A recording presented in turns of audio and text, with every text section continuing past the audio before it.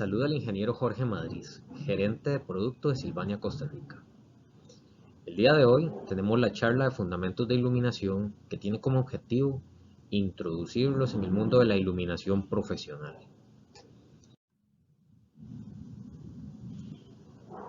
La luz ha sido fundamental para todos los seres vivos desde el inicio de los tiempos. En esta diapositiva tenemos una imagen de un cavernícola que vivía en tiempos antiguos y resulta que este cavernícola tenía como reloj biológico la luz natural, la luz del sol. Si podemos imaginar qué características tiene la luz natural en el transcurso del día, podemos ver o podemos imaginar cuánta luz hay en la mañana, de qué color es esa luz, qué intensidad tiene.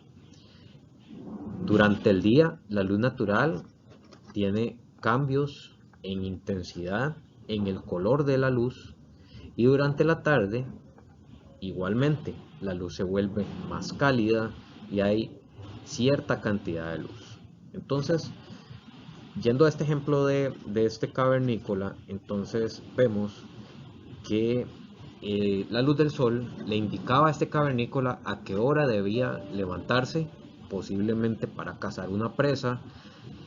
A cierta hora del día debía estar ya cerca de esta presa.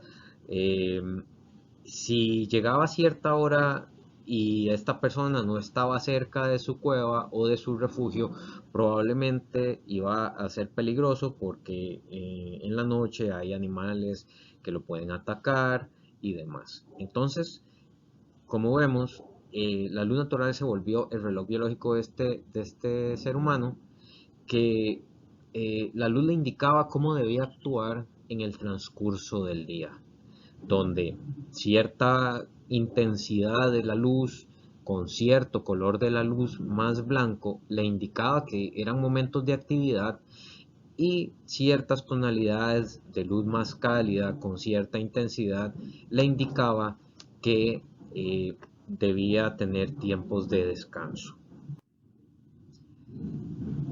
Pero bueno, ¿cómo funciona esto en el ser humano?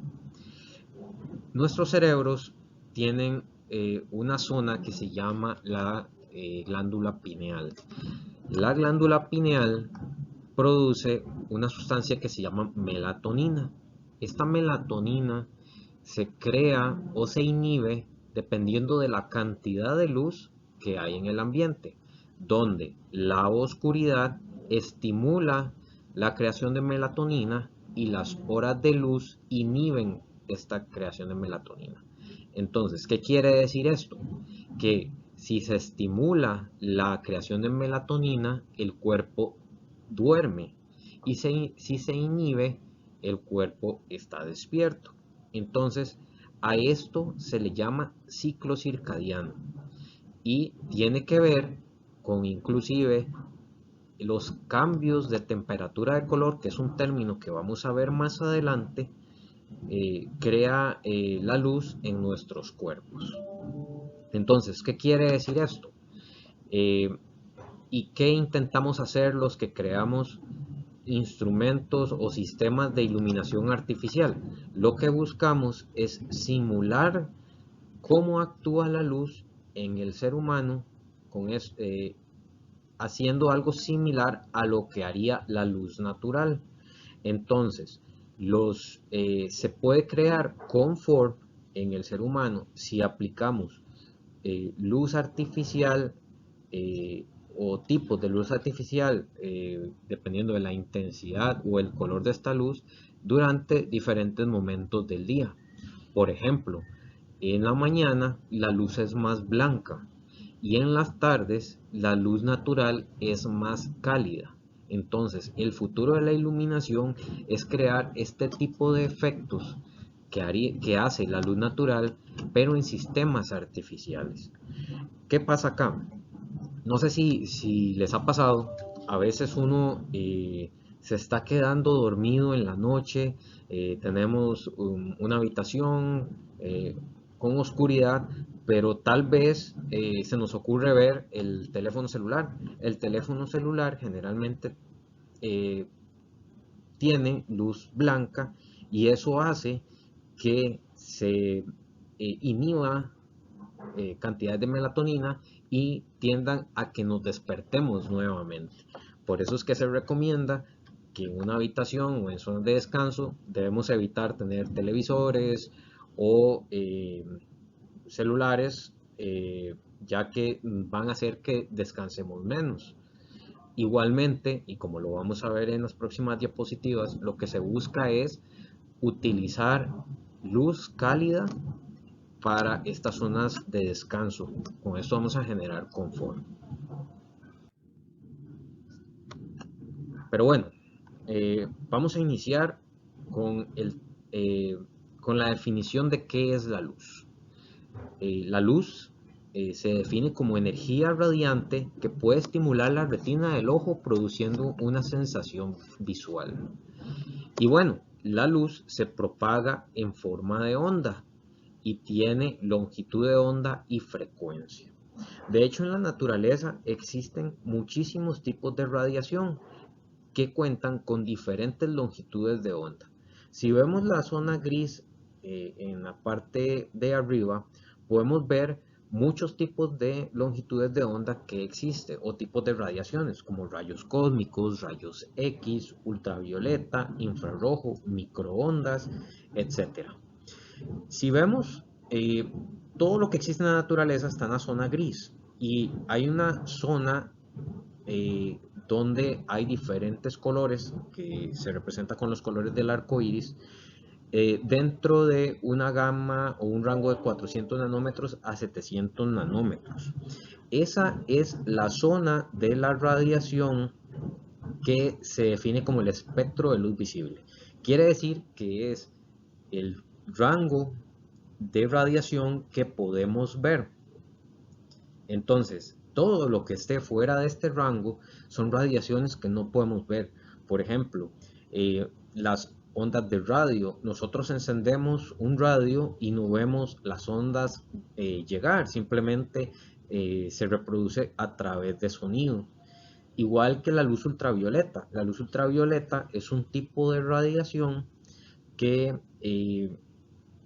viene del Sol, lo repele la atmósfera y es una de las razones por las cuales hay vida en el planeta. Hay tipos de radiación ultravioleta como la UVC que puede ser creada artificialmente y este tipo de radiación es utilizada para la limpieza de virus y bacterias. Por ejemplo, la radiación ultravioleta se está utilizando para limpiar zonas de COVID-19. Es un tipo de radiación que no podemos ver, pero que hay productos que ya cuentan con este tipo de radiación y lo que se utiliza es un tipo de luz azul para saber que está encendido y al ser peligrosa para los seres vivos, entonces así tenemos un sistema de alerta. Este sistema de alerta es similar a lo que pasa con el gas, que el gas realmente no tiene ningún olor, pero se le coloca un olor para saber cuándo hay fugas de gas. Es un tema de seguridad. Entonces, a esta zona que está entre los 400 y 700 nanómetros, como les mencionaba, se llama el espectro de luz visible y es lo que eh, permite que podamos ver los objetos. El espectro de luz visible se puede colocar en un mapa cromático como este gráfico que podemos ver aquí a la derecha. Esto aquí podemos representar por medio de coordenadas cromáticas diferentes colores. De hecho, si recordamos los colores primarios que nos enseñaron desde el kindergarten, recordamos que a nivel de pinturas, si tenemos tres colores primarios que eran el rojo, el amarillo y el azul, podíamos hacer diferentes combinaciones de pinturas y lográbamos los colores secundarios. Por ejemplo, si fusionábamos pintura roja con pintura amarilla, entonces obteníamos un color naranja. Si fusionamos el azul con el amarillo, obteníamos el color verde. Pero si fusionamos los tres colores primarios, obteníamos un color oscuro, semejante al café. En la luz tenemos otros colores primarios, son los famosos RGB, rojo, azul y verde. Y a diferencia de los colores primarios que nos enseñaron en el kinder, al fusionar los tres colores vamos a obtener algo similar al color blanco. Volviendo al mapa cromático, si podemos representar esta unión de los colores primarios de la luz, los RGB, y en el centro vamos a obtener los colores blancos, que son representados en el centro por una curva que se llama curva de Planck. Y en esta curva se puede representar algo que se llama temperatura de color. La temperatura de color es una de las características que tiene la luz. Y bueno, ¿qué es la temperatura de color? La temperatura de color es una correlación con temperatura. Por eso la unidad de medida es Kelvin, a pesar de que no estamos hablando de temperatura real, sino esto es una relación que se hizo con un experimento científico donde se calienta un cuerpo negro de metal y al introducirle más calor, ese cuerpo negro va cambiando de tonalidad. Entonces, si colocamos cerca de, por ejemplo, 2000 Kelvin, el cuerpo negro tiende a ser más amarillo, contrario a si aplicamos muchísimo más calor, cercano a los 10.000 Kelvin, el cuerpo negro tiende a volverse azul. Si lo vemos como un ejemplo más próximo, esto es como tener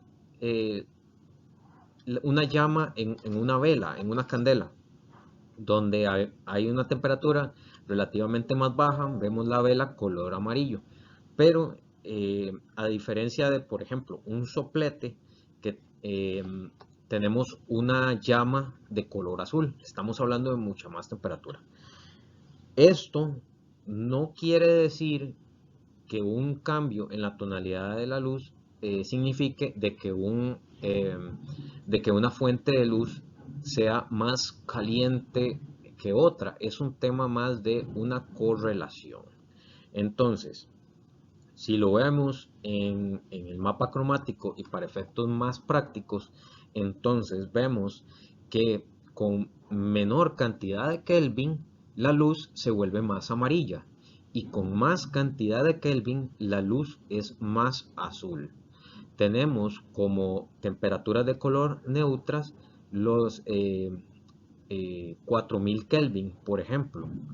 Entonces, cuando en una fuente de luz se indica 4000 Kelvin, vamos a ver un blanco más neutro. 3000 Kelvin es una fuente de luz más amarilla o cálida, que ya lo vamos a ver en algunos ejemplos. Y 6500 sería una luz más blanca, con, eh, con tonalidades cercanas al azul. La temperatura de color, podemos verlo en este rango, se le dice color cálido a las temperaturas de color más amarillas y se le indica color frío a las tonalidades más cercanas al azul. Esto básicamente es una relación de percepción y en esta página podemos ver un ejemplo de una misma zona en un exterior de una residencia aplicando diferentes temperaturas de color, y aquí ustedes pueden ver las diferentes sensaciones que da esta misma imagen al ser iluminada con una fuente de iluminación donde varía la temperatura de color. Entonces tenemos de ejemplo 3000 Kelvin a una luz más amarilla y tenemos 5000 Kelvin a una luz más blanca. El término en una ficha técnica se indica como CCT. Esto son las siglas con las cuales se determina la temperatura de color. Aquí podemos ver un ejemplo de dos zonas de un hogar iluminadas con temperatura de color distinta. De hecho, es muy recomendable que se utilice una temperatura de color cálida para las zonas de descanso y una temperatura de color fría para las zonas de mayor actividad. Por ejemplo, una cocina. En una cocina tenemos actividades, por ejemplo, donde cortamos alimentos, donde hay una cocina que emite calor y es de cuidado, entonces tenemos que estar atentos, pero en una zona de descanso como una habitación es recomendable la iluminación más cálida. De hecho, si recordamos la primera diapositiva donde teníamos el cavernícola, entonces podemos recordar de que en las mañanas y durante el día la temperatura de color de la luz natural es más blanca y en las zonas del trópico y más cálida en las tardes. Esto hace, y siguiendo el tema del ciclo circadiano, que nosotros relacionemos el descanso con luz cálida y momentos de actividad con luz fría. Otra característica de la luz es el índice de rendimiento de color. El índice de rendimiento de color tiene que ver con las longitudes de onda que se maximizan dependiendo de el tipo de fuente de luz. Es una escala de 0 a 100 donde se colocan las diferentes fuentes de luz que existen. Por ejemplo, fluorescente, incandescente, vapor de sodio, el LED.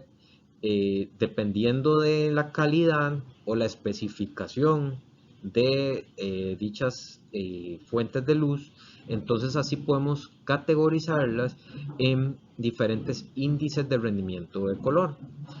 Por ejemplo, lámparas de vapor de sodio que son muy utilizadas para la iluminación de carreteras, que se utilizaron por muchísimo tiempo antes del LED, tendían a tener un índice de rendimiento de color entre 60 y 70.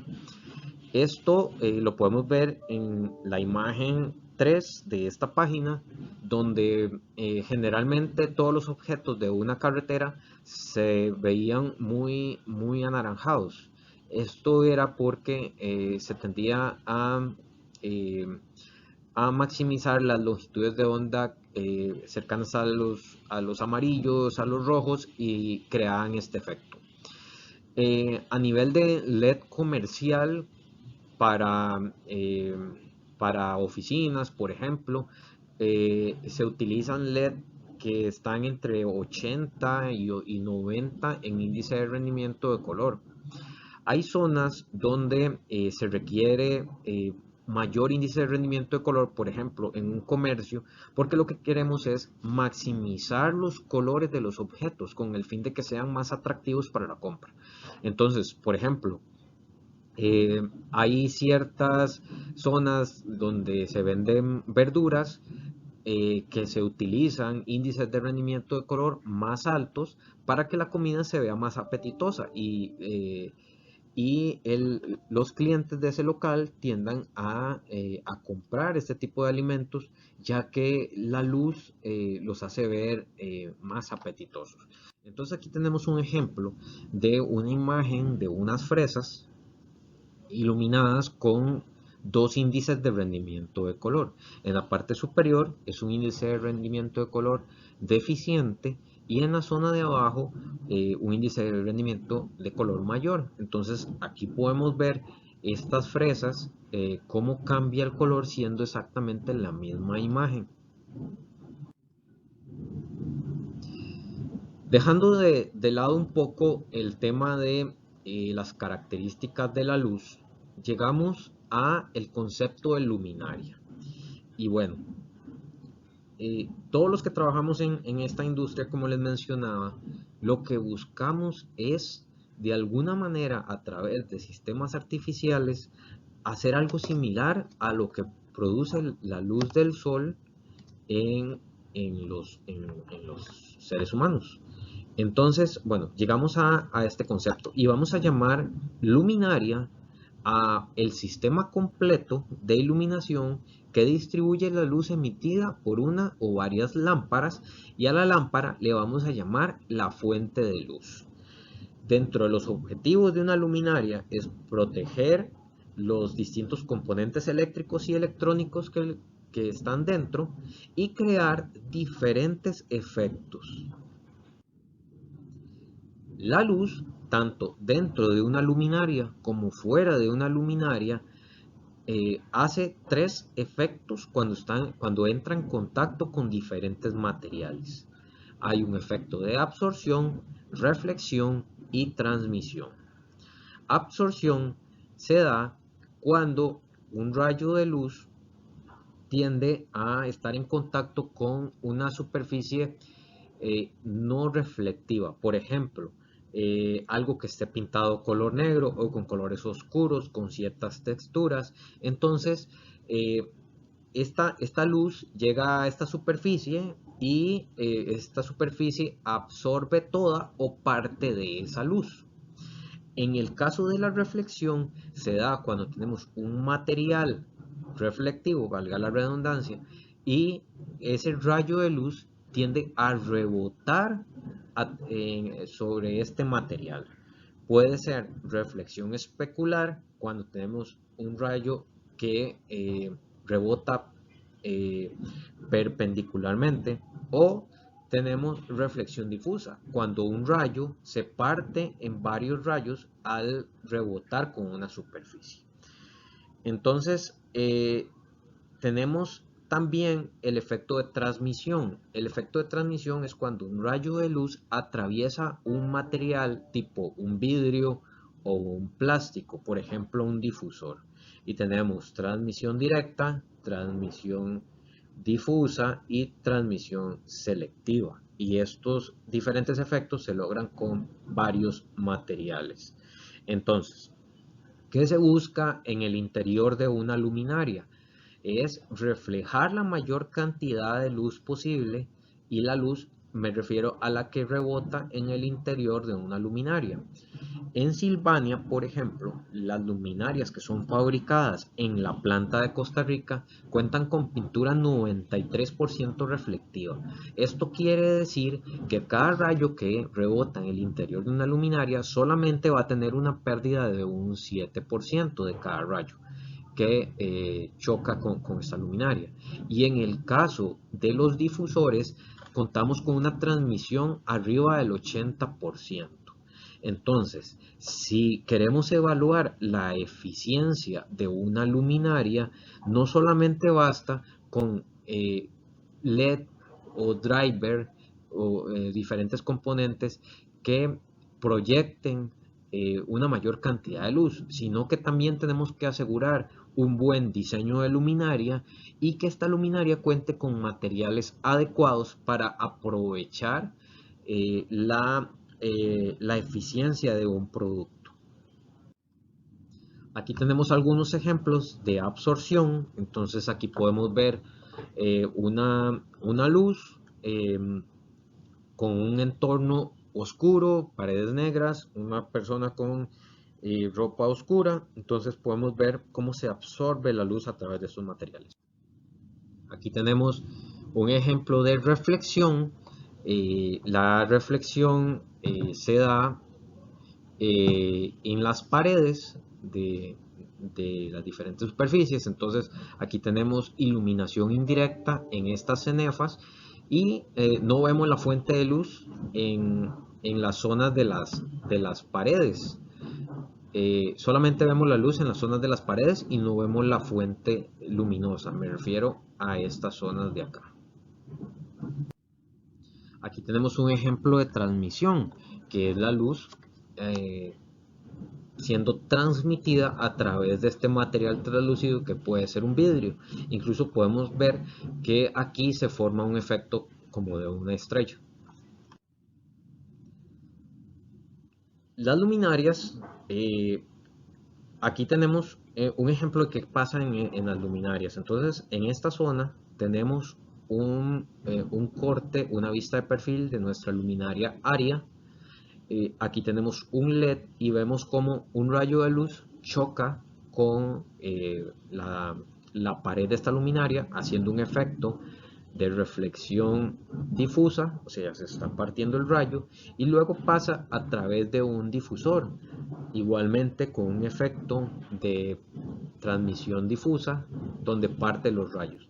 En esta luminaria entonces podemos crear una luz muchísimo más difusa y vamos a ver el concepto de burbuja de luz. Esta burbuja de luz entonces va a ser más amplia porque tenemos muchos rayos iluminando un espacio.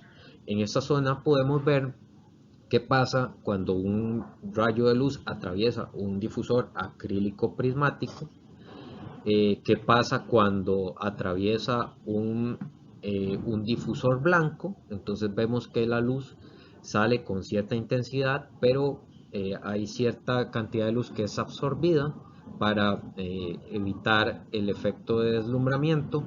Tenemos un difusor cuadriculado que permite que desde desde cierta óptica no se vea una fuente de luz, un difusor transparente que tiene muy poca pérdida, muy poco efecto de absorción. Y en esta zona podemos ver qué pasa con los LED, que ahora los LED tienen la capacidad de tener lentes ópticos que crean diferentes efectos en un espacio. Este efecto o qué efecto da una luminaria lo podemos medir a través de equipo de laboratorio como un fotogoniómetro o goniofotómetro que nos permite crear la curva fotométrica de un producto y es representado a través de un gráfico polar como el que vemos en esta zona que estoy marcando. Ok, aquí tenemos un ejercicio. Tenemos una luminaria, que en este caso es la luminaria Rubico Ale, que es fabricada en la planta de Costa Rica de Silvania. Y esta luminaria va a emitir un flujo luminoso de 4000 lumen. Entonces llegamos al concepto de flujo luminoso. El flujo luminoso es la intensidad de luz o la cantidad de luz que proyecta una luminaria y la unidad de medida es el lumen. Si tengo esta luminaria y la coloco en esta zona donde está esta persona, luego esta misma luminaria la coloco en esta zona donde hay una diferencia en altura. En un lugar tenemos luz natural, los colores de las paredes y el piso y el mobiliario que hay ahí es diferente, diferentes texturas, y en esta zona colocan la misma luminaria. Entonces el ejercicio es, tenemos la misma luminaria que proyecta 4000 lumen colocada en diferentes zonas.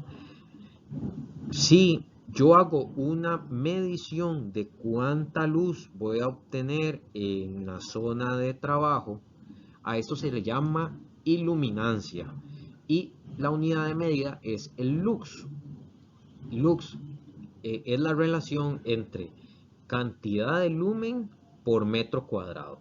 Entonces, existen medidores de iluminancia o como comúnmente se les conoce, un luxómetro, y entonces hacemos mediciones para ver cuánta luz hay en la zona de trabajo, por ejemplo, y esto está estandarizado con diferentes normativas como IESNA o INTECO en Costa Rica, y este tipo de normativa nos dice cuánta luz debemos tener o cuánta iluminancia debemos tener en la zona de trabajo. Entonces, la pregunta es, si tenemos la misma luminaria y la colocamos en 3 espacios diferentes, ¿voy a tener la misma iluminancia? La respuesta es no. Vamos a tener diferente iluminancia. ¿Por qué? Porque la luz, al igual que dentro de la luminaria, va a ser absorbida, reflejada y transmitida, va a ser igualmente absorbida, reflejada y transmitida fuera de la luminaria. y eso tiene que ver con los colores de las paredes, con las diferentes texturas que hay en el lugar, con la ubicación de los elementos, con la altura de las luminarias. Entonces podemos tener iluminancias diferentes dependiendo de la zona de trabajo.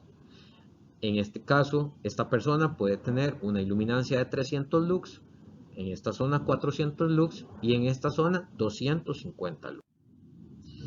Existen normativas donde se indica cuánta luz se debe tener de acuerdo a la zona.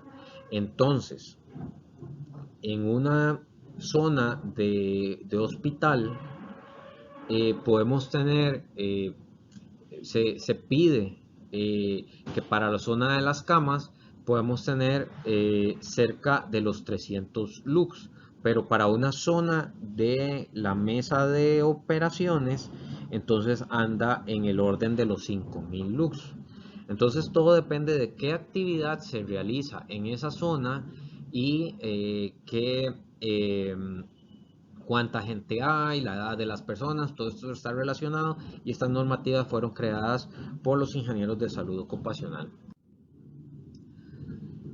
Entonces, bueno, las luminarias, como les mencionaba, hay un concepto de burbuja de luz y esto se indica haciendo un corte en la proyección de la luz dependiendo de la zona. Entonces, por ejemplo, si tenemos una luminaria, que en este caso continúa siendo la Rubico Veil, y hacemos un corte a la mitad y dibujamos la forma de la luz, entonces obtendríamos algo similar a esto. Si cambiamos la zona de corte, entonces igualmente podemos dibujar esta forma de la luz. Pero ¿qué pasa si creamos cortes en 360 grados? Entonces, podemos tener o podemos dibujar a partir de imágenes en 2 dimensiones una imagen en 3 dimensiones. A esto es lo que le llamo burbuja de luz. Y esta burbuja de luz puede variar, por ejemplo, en iluminación de carreteras, la burbuja de luz cambia. Por ejemplo, tenemos una apertura mayor hacia los lados, donde se busca tener un mayor alcance entre postes, un alcance no tan amplio como lo tenemos hacia los lados, sino que hacia el frente tiene cierto alcance y hacia atrás queremos un menor alcance. ¿Por qué? Porque si tenemos nuestra casa a la par de un poste de alumbrado público, no queremos que pase iluminada toda la noche. Entonces, la burbuja de luz tiene una forma bastante particular. Ok, entonces, ¿qué pasa con esa burbuja de luz? O la curva fotométrica. Esa curva fotométrica la podemos simular por sistemas de computación y esto nos ayuda a hacer una venta profesional del producto. ¿Cómo se da esta venta profesional del producto? Entonces, tenemos, por ejemplo, clientes como arquitectos, diseñadores del espacio interno y similar, donde se crean los espacios en 3 dimensiones. Entonces, en este caso tenemos una planta de manufactura que se hace un dibujo en 3 dimensiones y luego estas curvas fotométricas que se cargan como archivos IES se pueden colocar dentro de este espacio en 3 dimensiones virtual y con eso podemos saber cuántas luminarias se necesitan, si alcanzamos los niveles de iluminación adecuados, hay homogeneidad de la luz, todo eso lo podemos ver o simular previamente antes de que nada esté construido, antes de que nada esté remodelado. Entonces, en Sylvania contamos con un equipo de proyectos que tienen la finalidad de hacer este tipo de estudios de iluminación, donde se pueden hasta crear propuestas de cómo se podría ver un espacio aplicando una luminaria u otra, o inclusive previamente saber si necesitamos que la luminaria proyecte más o menos luz. Y bueno, aquí ya hemos visto algunos conceptos claves. Vimos el concepto de qué es la luz, vimos qué características tiene la luz, eh, cómo funcionan las luminarias, que es un sistema artificial que intenta simular lo que hace la luz natural. Y bueno, ahora vamos a hablar un poco de la fuente de luz más utilizada en el momento, que es comercialmente la más eficiente que existe en el mercado, a pesar de que hay otras tecnologías que ya superaron la eficacia. Sin embargo, están en un proceso de análisis y evaluación. En este momento es el LED. Y bueno, hablar del LED, eh, el LED realmente no es una fuente de luz tan nueva como se podría pensar, sino que esta fuente de luz tiene muchísimos años. El tema de la fuente de luz del LED es que se utilizó primero para otras tareas antes de iluminar un espacio. Por ejemplo, se utilizó como indicadores electrónicos, como pantallas de televisión y demás. Hasta hace algunos pocos años, el LED se volvió suficientemente eficiente para iluminar espacios. Entonces, el LED se define como un semiconductor que emite luz cuando conduce corriente, y la luz se genera por el movimiento de electrones en el material semiconductor. El LED en sí, generalmente para iluminar un espacio se requiere una cantidad de diodos, eh, puede ser en fila o puede ser con diferentes formas, y estas son conectadas a un driver, que este driver lo que hace es eh, internamente hacer conversiones corriente alterna, corriente directa, para que pueda ser conectado normalmente a los sistemas que existan en un espacio. El mayor enemigo del LED es el calor. Entonces, no solamente o no es suficiente tener un LED de buena calidad, sino que debe estar acompañado de un buen diseño de luminaria que le permita disipar el calor de forma correcta para que él funcione adecuadamente. Y obviamente no podemos colocar sistemas de enfriamiento, no es lo más recomendable, porque lo que nos ahorramos por el uso del LED podría incrementarse por un tipo de disipación activa. Lo que se busca es más bien disipación pasiva por medio de diferentes materiales conductores que saquen ese calor de los diodos y lo lleven al ambiente, y así se mantenga dentro de temperaturas adecuadas. De hecho, se recomienda el uso de LED entre los menos 30 grados hasta los 85 grados, esto en temperatura de operación, que es diferente a una temperatura ambiente. La temperatura ambiente cuenta con diferentes características, entonces siempre es recomendable hacer mediciones. Y con esto, si tenemos el LED disipado adecuadamente, vamos a maximizar la vida útil, que en el LED, a diferencia de otras fuentes como incandescente y fluorescente, la depreciación de la luz es muchísimo más lenta. Una de las características que tiene el LED es la temperatura de color. El diodo en su patente original emite luz azul, y esa luz azul es transformada en longitudes de onda más blancos por medio de una capa de fósforo. La cantidad de fósforo que exista en ese LED va a determinar qué temperatura de color. si la cantidad de fósforo, perdón, no es controlada adecuadamente, entonces podríamos tener variantes de temperatura de color no deseadas. Entonces, los fabricantes serios como Sylvania utilizamos solamente LED que han sido y estandarizados eh, con análisis, por ejemplo, como LM79 de IESNA, y entonces buscamos esa homogeneidad en la temperatura del color. Otro factor, como les mencionaba, del LED es la disipación térmica. Entonces, hay diferentes materiales, principalmente materiales conductores, que permiten disipar este calor. Entonces, los mejores materiales conductores son el aluminio y el cobre.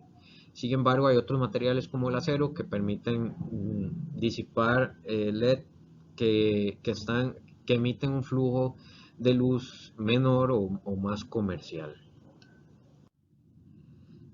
Hay diferentes formas de categorizar la temperatura de color, por ejemplo, un diagrama de estructura de Bing, que lo que hace es que en una curva de Planck, en el mapa cromático, permite crear rangos de temperatura de color que son aceptadas y que no tienen gran variabilidad en el ojo humano. Entonces, podemos determinar que 4000 Kelvin está en un rango cercano, 3950, 4100 Kelvin, y el ojo humano no va a percibir una diferencia. Y bueno, ya para ir finalizando este primer curso de Fundamentos de Iluminación 1, entonces vamos a ver algunas de las luminarias que se fabrican y se comercializan desde la fábrica de Costa Rica, la fábrica de luminarias. Eh, Nosotros contamos con diferentes luminarias que pueden crear diferentes efectos. Entonces, bueno, aquí tenemos algunos ejemplos de luminarias industriales que se manejan en la planta, donde generalmente en un ambiente industrial se manejan temperaturas de color de 5000 Kelvin. Las eficacias deben ser superiores a los 120 lumen por watt, porque lo que se busca es minimizar el mantenimiento. Recordemos que estas zonas son de alturas bastante grandes, donde tenemos incluso la posibilidad de atenuación de 0 a 10 voltios, y lo que se busca son niveles de THD o distorsiones de armónicos menores al 20%. En nuestro caso son menores al 10% conectados a 120 voltios y menores a 15% en ambientes de 277 voltios. Esto lo podemos ver en otras charlas que tenemos de investigación y desarrollo, por ejemplo la de fundamentos eléctricos, que es recomendable que lo lleven paralelo a este curso. Tenemos luminarias como la 402, que es una luminaria un poco más básica, que es muy eficiente, con un difusor transparente. Eh, Tenemos luminarias como High Strip, que son luminarias lineales, luminarias un poco más estéticas como la Luxen N, y luminarias herméticas como 725 y 705, que incluso cuentan con materiales polímeros o plásticos que fueron certificados ante NSF para ambientes alimenticios. Esta es una imagen de la luminaria Luxen N, con la cual cuenta con dos tipos de óptica, una óptica un poco más abierta, una óptica un poco más cerrada. En el caso de la óptica más cerrada de 30 grados, nos permite iluminar, por ejemplo, pasillos de bodegas, donde solamente vamos a llevar la luz a los pasillos y no vamos a tener pérdidas sobre los racks.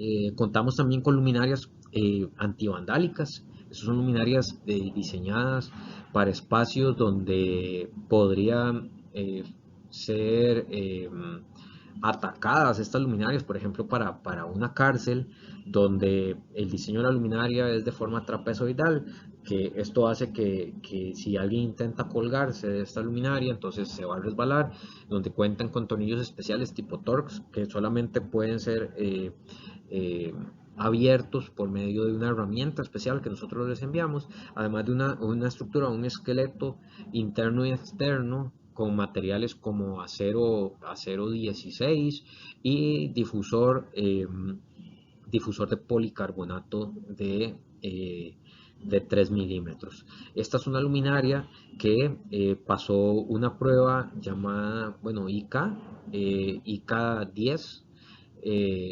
Esto se logró una certificación IK 10++, quiere decir que esta luminaria puede recibir impactos hasta de 50 joules.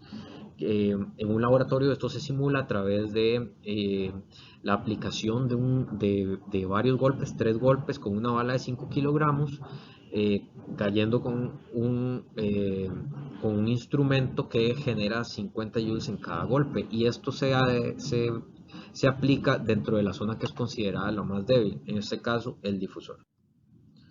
Sylvania cuenta con una gama bastante amplia de luminarias para oficina, donde destacan luminarias como Ruby Coil, que ya vimos anteriormente, luminarias colgantes, y luminarias más decorativas, o una luminaria que se llama Batwing, que es de iluminación indirecta, que es sumamente confortable, ya que la fuente de luz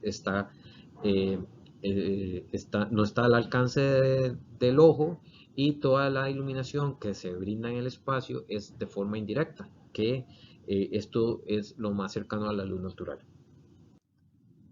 Tenemos luminarias más decorativas como la luminaria Aria colgante, que permite crear diferentes formas unidas con un tipo de unión polimérica que permite crear líneas de luz continua con diferentes formas. Tenemos luminarias un poco más sencillas, luminarias con tubo LED, que el tubo LED realmente es una fuente de iluminación y de conversión bastante buena, ya que nos permite utilizar equipos o luminarias que contenían fluorescentes o tubos fluorescentes, y hacer un cambio a LED bastante fácil. Ahora a nivel comercial tenemos este tipo de fuentes que la verdad es que funciona bastante bien. Contamos también con luminarias decorativas, en este caso es la familia de luminarias Vitrier, para crear ambientes un poco más retro, más vintage, donde la luminaria se vuelve uno de los elementos decorativos del espacio. Y bueno, finalmente un ejemplo de efectos que se pueden lograr utilizando diferentes luminarias. En este caso es la luminaria 517, que se le colocó una unión para crear un efecto de diferentes ángulos. En este caso es una apertura de 120, y lo que se pretendía en ese proyecto era crear moléculas de luz. Bueno, ya para finalizar, agradezco mucho la atención brindada. Este fue la charla de Fundamentos de Iluminación 1, y los espero en la charla de Fundamentos de Iluminación 2. No se olviden de completar el examen sobre este curso, y nos vemos en la próxima. Muchas gracias por su atención.